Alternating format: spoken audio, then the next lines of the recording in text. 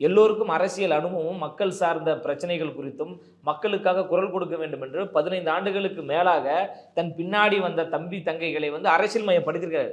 அரசியல் மயப்பட்டதுனால தான் தலைவர் அவர்கள் கட்சி ஆரம்பித்தவுடன் யாரும் வேற கட்சிக்கு போலையே.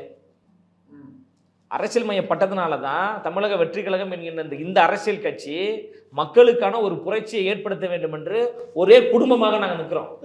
நிறைய பேர் வெளியில போனாங்கல்ல, வேற கட்சிகளுக்கு போனாங்கல்ல. யார் போனா? நிறைய பேர் அப்பப்போ பார்க்குறோம்ல. யாரோ ஒருத்தர் ஒரு 5 பேர் சொல்லுங்களேன். ஒரு முக்கியமான நபர் ஒரு 5 பேர் தமிழக வெற்றி கழகத்திலிருந்து வெளியேறி வேற ஒரு கட்சிக்கு போனாங்க அப்படின்னு சொல்லல. அங்க விஜய் மட்டும் தானே முகம். விஜய் தவிர வேற யாரும் முகம் இல்லை. பொதுச் செயலாளர் ஒரு முகமாக இருக்கிறாரு, ஆதவ் அர்ஜுனா சார் அவர் ஒரு முகமாக இருக்கிறாரு, சிடிஆர் நிர்மல்குமார் அவர்கள் ஒரு முகமாக இருக்கிறாங்க, எங்க கொள்கை துணை பொதுச் செயலாளராக இருக்கிற ராஜ்மோகன் அவர்கள் முகமாக இருக்கிறாங்க. அங்கு பலரும் பல முகங்களாக இருக்கிறாங்க. ஒவ்வொருத்தருக்கும் தனி திறமைகள் இருக்கு. திறமையின் அடிப்படையில் பல அங்கீகாரங்களை எங்க தலைவர் அவர்கள் கொடுத்திருக்கிறாங்க. சாமானியர்கள் முதல் இந்த கட்சிக்காக உழைத்தவர்களுக்கு எல்லோருக்கும் எங்க தலைவர் அவர்கள் தேடி தேடி பதவி கொடுத்திருக்கிறாரு. ஹாலிடேஸ்னாலே அது நம்ம GT ஹாலிடேஸ் தான், south India's number 1 travel brand.